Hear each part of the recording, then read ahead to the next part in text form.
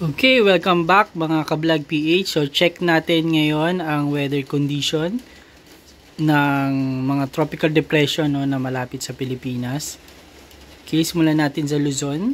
For the next 12 hours, may kita po natin yung sa pinakataas sa Lawag, Apari, 103 mm. So for the next 12 hours, napalakas po na ulan yan. So mag-ingat. Sobrang lakas po yan sa next 12 hours.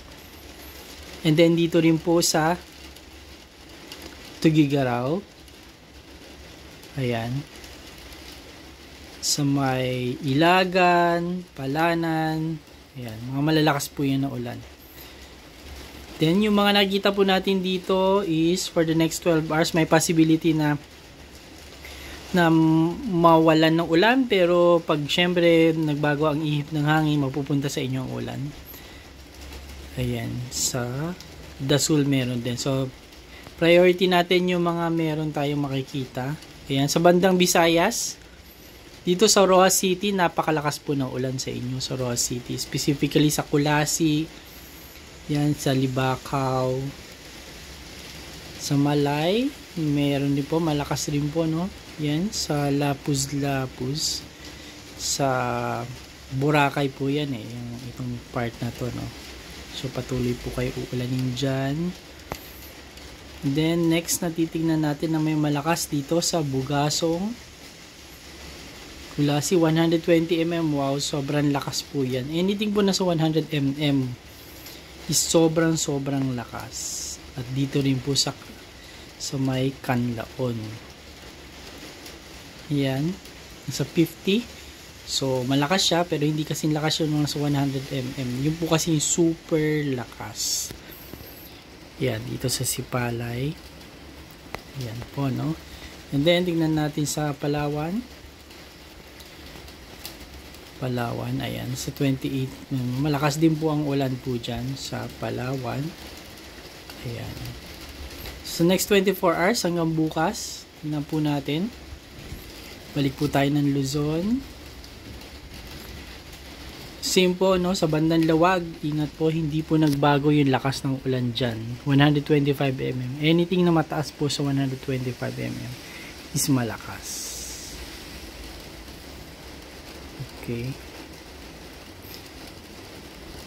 Tuguegarao. Same. And then dito po ulit sa Visayas. Roxas City. Yan. Kung last 12 hours 118, nadagdagan ng 77, almost 100, napakalakas po ang ibubuhos ng ulan po dyan. Sa lugar ninyo, napakalakas po yan. Dito sa Coron, 65 mm. Kaya malakas pa rin po yan. So maulan po, no? Dyan sa Visayas na portion po. Sa Cebu, 19, ayan, hindi siya ganun kasing lakas ng iba, pero may ulan pa rin po siya. Baytay, yan, dito sa area na to, kung dito ka po ngayon sa Ormoc, ayan, napakalakas po rin ng ulan. Coming from 35, naging 96. So roughly nasa 50, no? 50 mm yung nadagdag. And then sa next 24 hours sa General Santos, ayan, so dito walang nakikitang weather map natin na masyadong kasing dilaw nung iba. Pero again, pwede po magbago yan dahil nga po humahangin. Ayan. So dito sa area na to, Malabang, ayan, malakas din po yung ulan. Sobrang ingat po doon sa mga nakita natin na 100 mm and above yung rain accumulation for the next 24 hours. Okay, and for the next 3 days, so ang date po ngayon is 16, 17, 18, 19. So this forecast is good up to September 19. Tingnan po natin. Okay.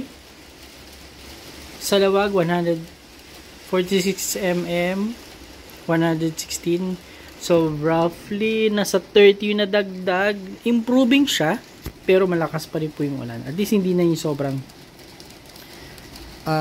kasing una nung inano natin, pero malakas pa rin po yung ulan. 140 mm.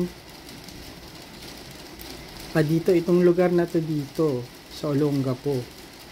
Next 24 hours, 4 mm lang yung 5 mm lang kayo. Yan sa Morong. Pero sa next 3 days, boom, 94 yung nadagdag. Almost 90. So, todo buhos po yung ulan. Diyan sa Bagak, Morong. And then sa Metro Manila, next 24 hours, 3. And then next 3 days, boom, 71. So, roughly, nasa 20 mm per day. So, malakas po yung ulan pero hindi naman siya yung sobrang lakas na nagwa 100 mm yung lakas. Okay. So, next 3 days yan. So, up to 19 yan. September 19. Sa Visayas, tingnan po natin. This one sa Sablayan. Next 24 hours, 13.45. Next 3 days, 166. Sobrang buhos po yung ulan sa susunod na 3 days. Kaya mag-ingat po kayo. Napakalakas po yan. Napakadaming ulan po yan. Of course, dito sa Coron, from 41, naging 127. Wow, sobrang lakas po yan. Sobrang paparating po yung malakas na ulan sa lugar nyo po. Rojas City, again, sa Boracay. Next 24 hours, 52. 3 days, 141. So, may 100 mm na ibubuhos sa inyo. So, napakalakas pa rin po yung ulan na yan. At meron pa po dito, 322. From 166, naging 318. So, parang na doble po yung ulan. Kaya sobrang daming ulan din po ibubuhos sa inyo yan susunod na 3 araw. Okay, same din po dito sa gilid na ito ng Mindanao. Sa Dumaguete, from 82 naging 147. Okay. So yun lang po for now. I'm using my paid app para hindi ka nabibili because sharing is caring. Please don't forget to like, share, and subscribe para updated kayo sa next tropical depression update natin, bagyo at habagat.